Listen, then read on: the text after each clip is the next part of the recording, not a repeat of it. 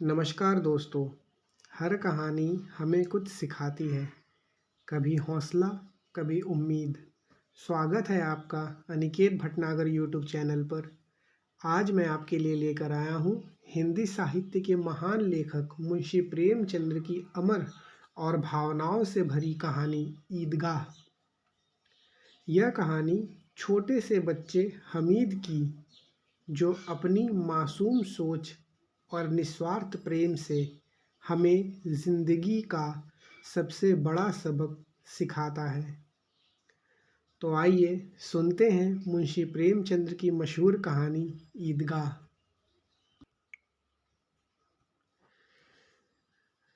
रमज़ान के पूरे 30 रोज़ों के बाद ईद आई है। कितना मनोहर, कितना सुहावना प्रभात है। वृक्षों पर कुछ अजीब हरियाली है, खेतों में कुछ अजीब रौनक है, आसमान पर कुछ अजीब लालिमा है। आज का सूर्य देखो, कितना प्यारा, कितना शीतल, मानो संसार को ईद की बधाई दे रहा हो। गांव में कितनी हलचल है, ईदगाह जाने की तैयारी हो रही है। किसी के कुर्ते में बटन नहीं है, पड़ोसी के घर से सुई तागा लाने को दौड़ा जा रहा है। किसी के जूते कड़े हो गए हैं, उसमें तेल डालने के लिए तेली के घर भागा जाता है। जल्दी जल्दी बैलों को सानी पानी दे दें, ईदगाह से लौटते लौटते दोपहर हो जाएगी। 3 कोस का पैदल रास्ता, फिर सड़कों, आदमियों से मिलना, भेंट करना, दोपहर के पहले लौटना असंभव है। लड़के सबसे ज़्यादा प्रसन्न हैं। किसी ने एक रोज़ा रखा, वह भी दोपहर तक। किसी ने वह भी नहीं, लेकिन ईदगाह जाने की खुशी उनके हिस्से की चीज़ है। रोज़े बूढ़े के लिए होंगे, इनके लिए तो ईद है। रोज़ ईद का नाम रखते थे, आज वह आ गई। अब जल्द पड़ी है कि लोग ईदगाह क्यों नहीं चलते। इन्हें गृहस्थी की चिंताओं से क्या प्रयोजन। सेवैयों के लिए दूध और शक्कर घर में है या नहीं, इनकी बला से ये तो सेवैयाँ खाएंगे। वह क्या जाने अब्बा जान क्यों बदहवास चौधरी कायम अली के घर दौड़े जा रहे हैं। उन्हें क्या खबर है कि चौधरी आज आंखें बदल ले तो यह सारी ईद मुहर्रम हो जाए। उनकी अपनी जेबों में तो कुबेर का धन भरा हुआ है, बार बार जेब से अपना खजाना निकाल कर गिनते हैं और खुश होकर फिर रख लेते हैं। महमूद गिनता है 1, 2, 10, 11, उसके पास 12 पैसे हैं। मोहसिन के पास 1, 2, 3, 8, 9, 15 पैसे हैं। इन्हीं अनगिनत पैसों में अनगिनत चीज़ें लाएंगे, खिलौने, मिठाइयाँ, बिगुल, गेंद और न जाने क्या क्या। और सबसे ज़्यादा प्रसन्न है हमीद। वह 4-5 साल का गरीब सूरत दुबला पतला लड़का, जिसका बाप गत वर्ष हैजे की भेंट हो गया और माँ न जाने क्यों पीली होती होती एक दिन मर गई। किसी को पता न चला कि क्या बीमारी है, कहीं भी तो कौन सुनने वाला। दिल पर जो बीतती है वह दिल में ही सहती है। जब न सहा गया तो संसार से विदा हो गई। अब हमीद अपनी बूढ़ी दादी अमीना की गोद में सोता है और उतना ही प्रसन्न है। उसके अब्बा जान रुपए कमाने गए हैं, बहुत सी थैलियाँ लेकर आएंगे। अम्मी जान अल्लाह मियाँ के घर से उसके लिए बड़ी अच्छी अच्छी चीज़ें लाने गई हैं, इसलिए हमीद प्रसन्न है। आशा तो बड़ी चीज़ है, और फिर बच्चों की आशा, उनकी कल्पना तो राई का पर्वत बना लेती है। हमीद के पाँव में जूते नहीं हैं, सिर पर एक पुरानी धुरानी टोपी जिसका गोपा काला पड़ गया है। फिर भी वह प्रसन्न है। जब उसके अब्बा जान थैलियाँ और अम्मी जान निमायतें लेकर आएंगी तो वह दिल से अरमान निकाल लेगा। तब देखेगा महमूद, मोहसिन, नूरे की और सन्नी कहाँ से उतने पैसे निकालेंगे। अभागिनी अमीना अपनी कोठरी में बैठी रो रही है। आज ईद का दिन और उसके घर में दाना तक नहीं। आज आबिद होता तो क्या इसी तरह ईद आती और चली जाती। इस अंधकार और निराश में वह डूबी जा रही है। किसने बुलाया इस नगौड़ी ईद को। इस घर में उसका काम नहीं, लेकिन हमीद, उसे किसी के जीने मरने से क्या मतलब। उसके अंदर प्रकाश है, बाहर आशा। विपत्ति का सारा दल बदल लेकर आए, हमीद की आनंद भरी चितवन उसका विध्वंस कर देगी। हमीद भीतर जाकर दादी से कहता है, तुम डरना नहीं अम्मा, मैं सबसे पहले जाऊंगा, बिल्कुल न डरना। गांव से मेला चला और बच्चों के साथ हमीद भी जा रहा था।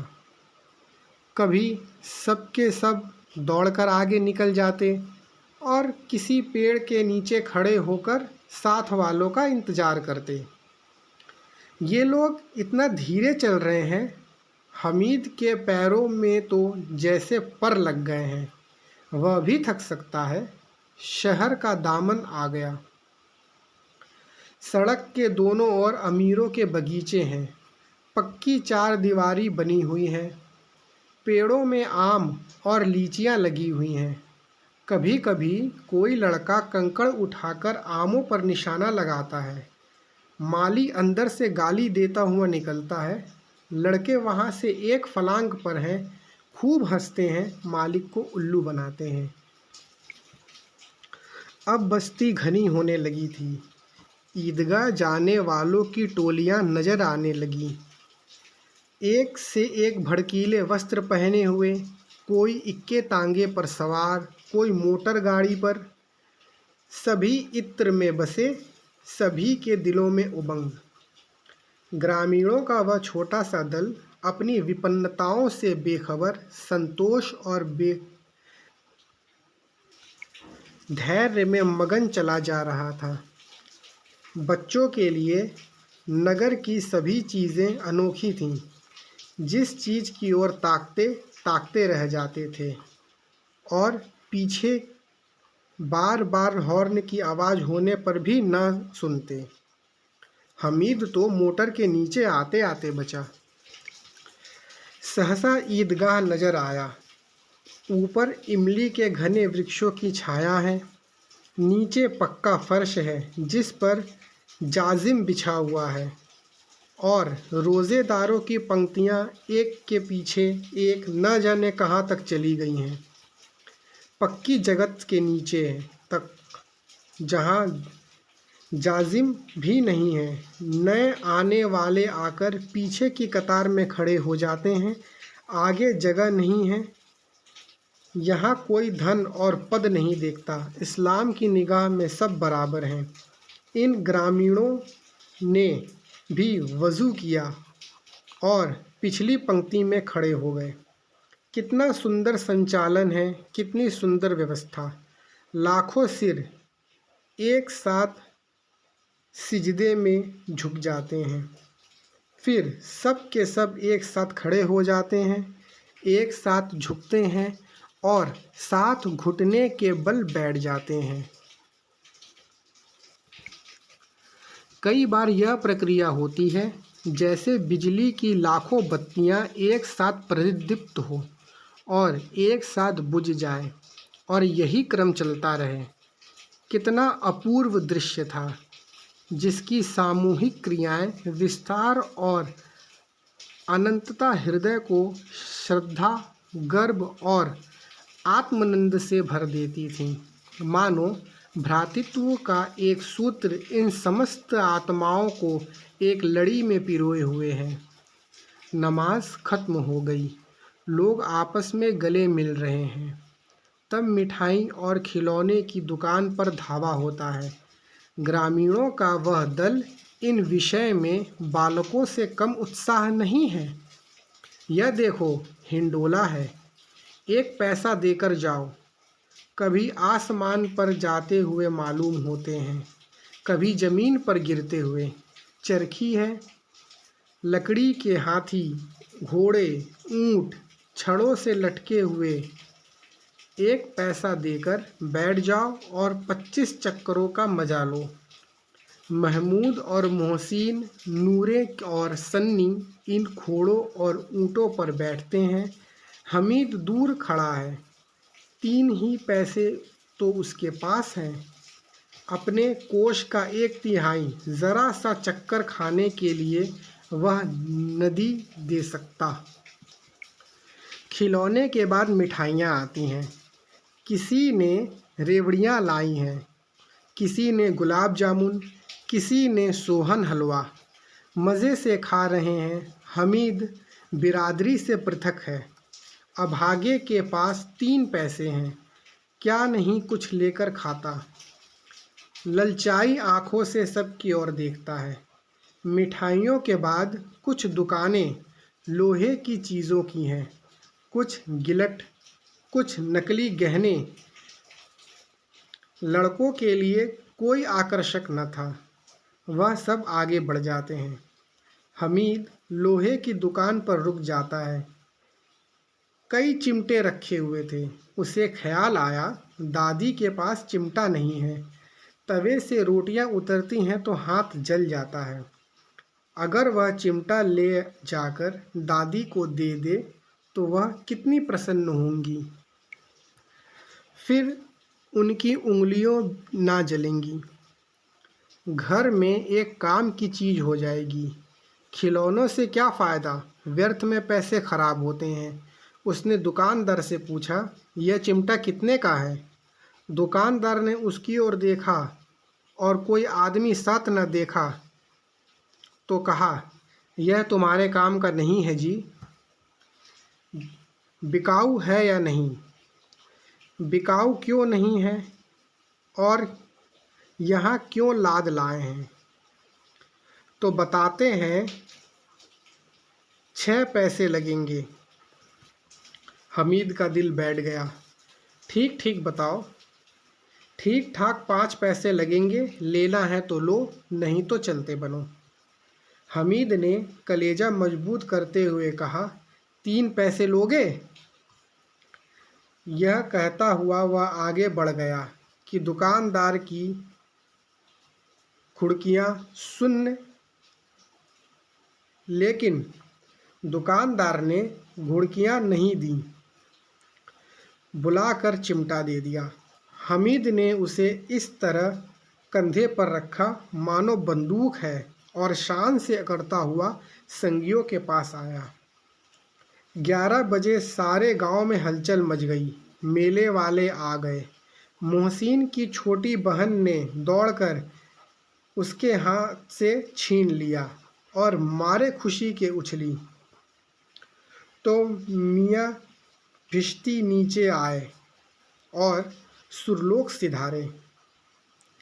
इस पर भाई बहन ने मारपीट हुई। दोनों खूब रोए। उनकी अम्मा शोर सुनकर बिगड़ी और दोनों को ऊपर से 2-2 चांटे और लगाए। अब मियाँ हमीद का हाल सुनिए। अमीना उसकी आवाज़ सुनते ही दौड़ी और उसे गोद में उठाकर प्यार करने लगी। सहजा उसके हाथ में चिमटा देखकर वह चौंकी। यह चिमटा कहाँ था? मैंने मोल लिया है। कै पैसे में? 3 पैसे में। अमीना ने छाती पीट ली। यह कैसा बेसमझ लड़का है कि दोपहर हुआ, कुछ खाया न पिया न लाया। लाया क्या? चिमटा। सारे मेले में तुझे और कोई चीज़ ना मिली जो यह लोहे का चिमटा उठाकर लाया है। हमीद ने अपराधी भाव से कहा, तुम्हारी उंगलियां तवे में जल जाती थीं, इसलिए मैंने इसे लिया।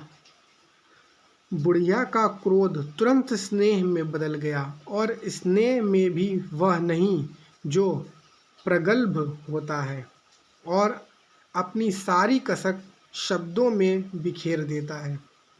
वह मूक स्नेह था, खूब ठोस, रस और स्वाद से भरा हुआ। बच्चों में कितना त्याग, कितना सद्भाव और कितना विवेक है।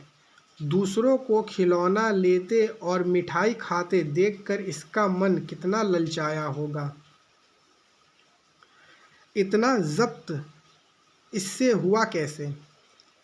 वहाँ भी इसे अपनी बुढ़िया दादी की याद बनी रही। अमीना का मन गदगद हो गया। और अब एक बड़ी विचित्र बात हुई। हमीद के इस चिमटे से भी विचित्र, बच्चे हमीद ने बूढ़े हामिद का पाठ खेला था। बुढ़िया अमीना बालिका अमीना बन गई।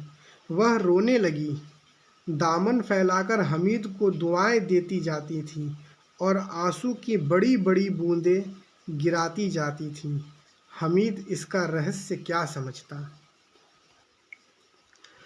तो दोस्तों, इसी के साथ हमारी ये कहानी ईदगाह पूरी होती है। अगर आपको ये कहानी अच्छी लगी हो तो ज़रूर कमेंट करें, लाइक करें और शेयर करें, और हमारे चैनल को सब्सक्राइब करें। इसके बाद मुंशी प्रेमचंद्र की ही और कहानियाँ, जैसे ठाकुर का कुआं, पूस की रात, कफन, पंच परमेश्वर, बूढ़ी काकी, नमक का दरोगा जैसी अनेक कहानियाँ आपके सामने क्रमबद्ध आती रहेंगी। मैं आपका दोस्त अनिकेत भटनागर अब विराम लेता हूँ। उम्मीद है आपको ये कहानी अच्छी लगी होगी, और अगर आपके मन में कोई सुझाव है तो उसे कमेंट में ज़रूर लिखें। और अगर कहानी अच्छी लगी और प्रशंसा करना चाहते हैं तो वो भी ज़रूर लिखें। हमें आपके कमेंट का